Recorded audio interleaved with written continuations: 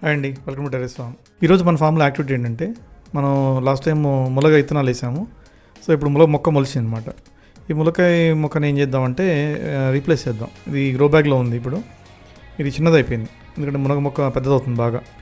So దానికి కొంచెం వెడల్పుగా ఉండేది కంటైనర్ కావాలి కాబట్టి మన పెయింట్ బకెట్ ఒకటి ఉంది ఇంట్లో.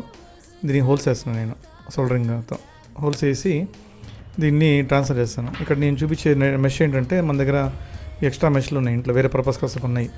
ఈ హోల్స్ ఎక్కడ వేసామో దాని మీద కవర్ చేస్తాను. దానివల్ల ఏంటంటే ఈ మట్టి అంతా కిందకి వెళ్ళకుండా ఉంటుంది. మట్టి అలానే ఉంటుంది బకెట్లో, బ్లాక్ చేస్తుంది కాబట్టి ఆ మెష్. మళ్ళీ వాటర్ మాత్రం వెళ్తాయి, ఎక్సెస్ వాటర్. సో ఇక్కడ నేను తీస్తున్నాను, గ్రో బ్యాగ్లో తీసి బకెట్లో పెడతాను. ఇంకా బకెట్ కొంచెం డెప్త్ ఎక్కువ ఉంది, హైట్ కూడా ఎక్కువ ఉంది కాబట్టి. మునగ విత్తనాలు వేసాను కానీ ఇదివరకు ఎక్కువ రాలేదు, ఫస్ట్ టైం ఇది వచ్చింది. సో దీన్ని జాగ్రత్తగా కాపాడుకుందామని చెప్పేసి ప్లాన్. సో ఇప్పుడు దీంట్లో నేను కొంచెం కాంపోస్ట్ వేస్తున్నాను. మన దగ్గర ఉండే కాంపోస్టు ఎర్రమట్టి ఇది ఉందో అది తెచ్చి దీంట్లో యాడ్ చేస్తూ ఉన్నాను. సో మనకి కాంపోస్ట్ కూడా చాలా ఉందన్నమాట, మట్టి కూడా చాలా ఉంది.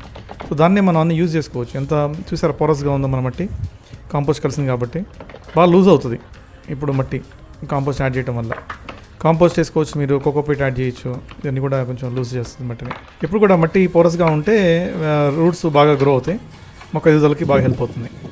సో ఇక్కడ నేను మళ్ళీ ఇక్కడ వేసింది ఏంటంటే నీమ్ పౌడర్ కలిపాను. కొంచెం నీమ్ పౌడర్ యాడ్ చేయడం వల్ల ఏంటంటే లోపల అయితే మట్టిలో ఏమున్నాయో ఈ పెస్ ఫంగస్ ఇట్లాంటివి ఏమైనా ఉన్నా కూడా అన్నీ వెళ్ళిపోతాయి ఈ నీమ్ పౌడర్ వల్ల. సో కొద్ది కొద్దిగా నేను యాడ్ చేస్తూ ఉన్నాను. సో ఇప్పుడు నేను దీన్ని నల్ల బంగారం అంటాను. మన ఇంట్లో వచ్చే కిచెన్ వేస్ట్ అంతా కూడా ఏది పారేయకుండా ఇట్లా మట్టిలో కలపడం వల్ల కొన్ని రోజులు డికంపోజ్ అయిపోయి చాలా మంచి ఫెర్టిలైజర్ తయారవుతుంది మొక్కలకి. సో ఇది చేసేసినాక మళ్ళీ దీన్ని కొంచెం వాటర్ పోసేసి రెడీ చేశాను బకెట్ని.